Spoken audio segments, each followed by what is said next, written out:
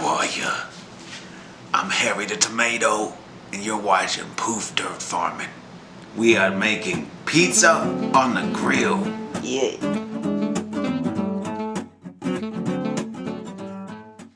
Hi everyone. So today I invited my friends to come over for dinner. So I thought it would be nice to use some of our homegrown vegetables to make an awesome meal. So today I am going to make some vegetable pizza on the grill. So to prep for that, I am going to make a homemade pizza sauce out of a fresh picked tomato from our garden.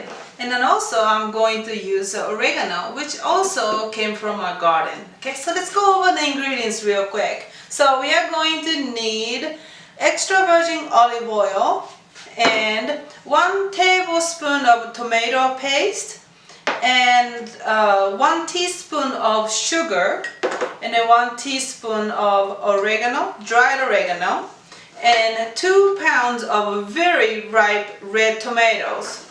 And Harry is going there too. What? And a couple cloves of garlic and kosher salt and black peppers. Okay? So let me go ahead and prep. What we're going to do is I am going to cut this in half and then squeeze the juice and the seeds out of it. And then we're going to blend it in. Okay? Okay, so I prepped that and then squeeze the seeds and the juice out. And I put them in a food processor. And I minced the garlic, 2 garlic cloves that I use, and I put it in there. I am going to put 1 tablespoon of olive oil, extra virgin olive oil, and then 1 tablespoon of tomato paste, and then 1 teaspoon of sugar, and 1 teaspoon of oregano. Okay, so I'm going to use this food processor and I am going to basically take it all the way down to puree status, and I have a little bit of chunks left. That's how I like it, so I'm gonna stop it right there. Okay, I'll be right back.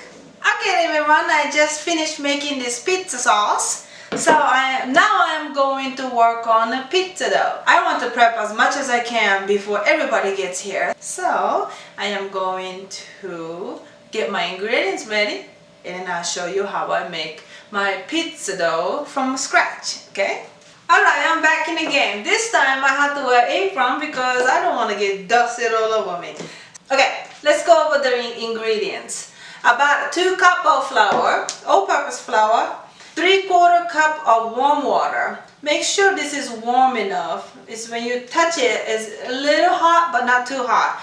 Well, you're looking at the temperature of about 110 to 115 at the most, because if anything higher than that, you could kill the yeast. Okay, so this yeast right here, I'm about to activate it.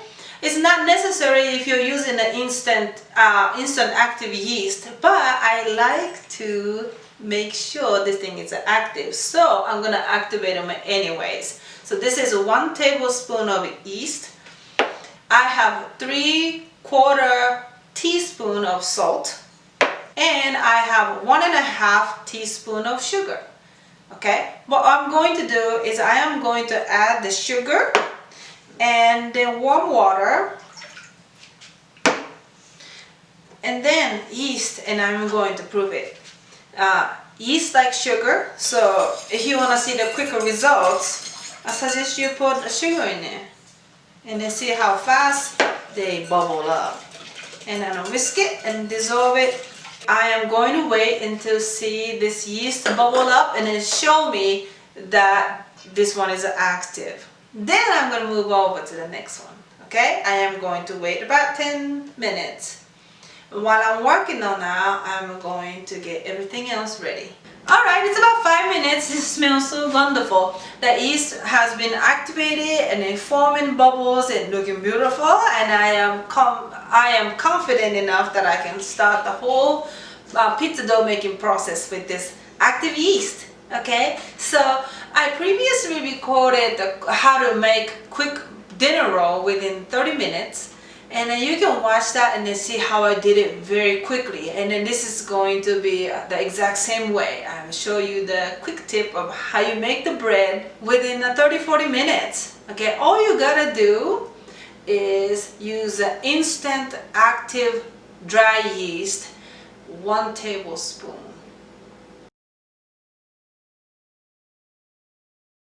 Or just a little bit more than 1 tablespoon, more than what the recipe is called for. Usually called for 1 packet. Just make it up to 1 tablespoon.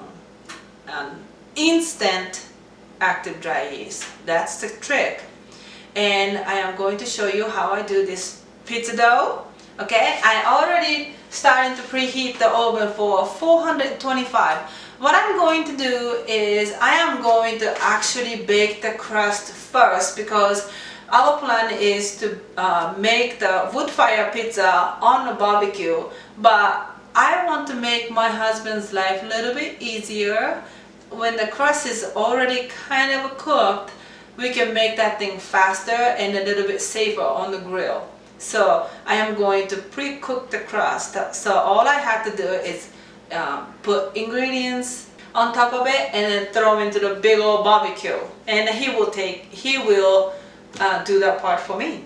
Okay, so let's start it. I'm gonna do the close-up so you can see what I'm doing. Okay, so do you like my masking tape?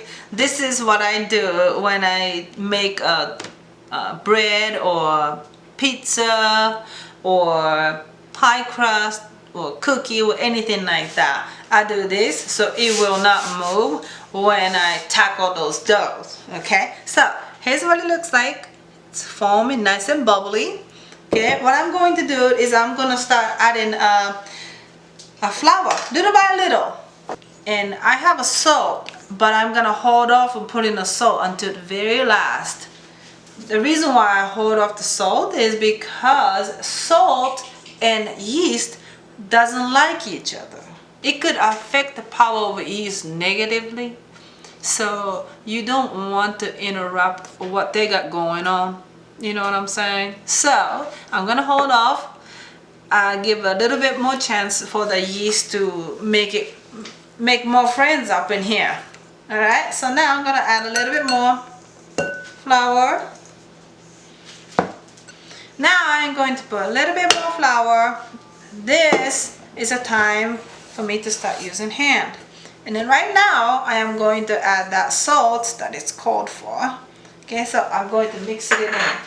And I'm holding off this much flour because I am not sure, depending on the weather, I'm not sure exactly how much flour you're gonna need to make a perfect dough. So I always like to hold off a little portion of it so I can adjust it as I need this dough. Okay, so I'm almost done making the dough.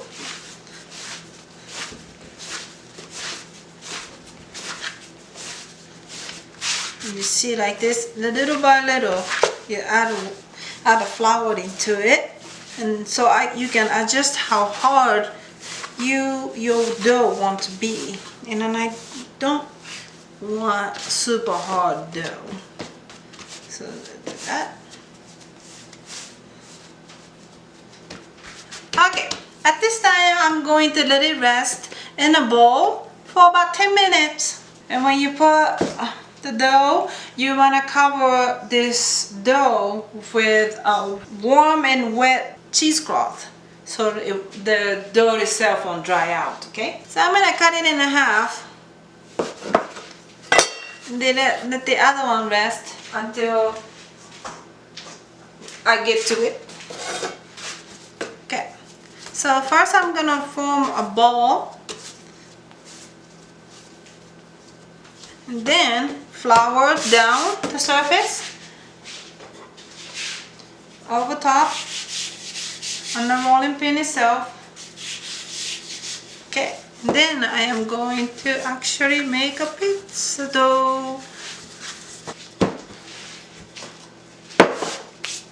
Okay, now I am going to poke the hole with a fork. By putting the holes like that, it will prevent from the dough to shrink when you cook it in the oven. and then I put them in a pizza sheet.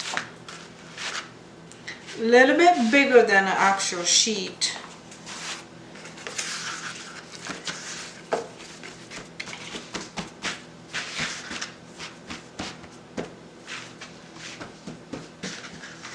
Okay, I'm gonna bake them in the oven just enough for this one to cook. Okay. All right, how about that? So I made it kind of thin, and then that's the way I like it. So when a guest arrives, I am going to make a vegetarian pizza. So I'm going to go to the garden and pick up peppers and more tomatoes and onions, and I'm gonna prep the topping. Okay? Next episode at Poof Dog Farms, we invited our friends over to share the joy of growing our own food, cooking, and sharing love with one another. We had such a wonderful time making wood fire style vegetarian pizza. All the food came out perfect, one step closer to self-sufficient. We hope you enjoyed this episode. So stay tuned for the next episode. You might earn a special gift from us. Thank you for watching our YouTube channel. Remember to like us, share with your friends, and subscribe to our channel so you won't miss our next story. For more information, please visit www.poofdirtfarming.com. Now, let's make the desert green again. Peace.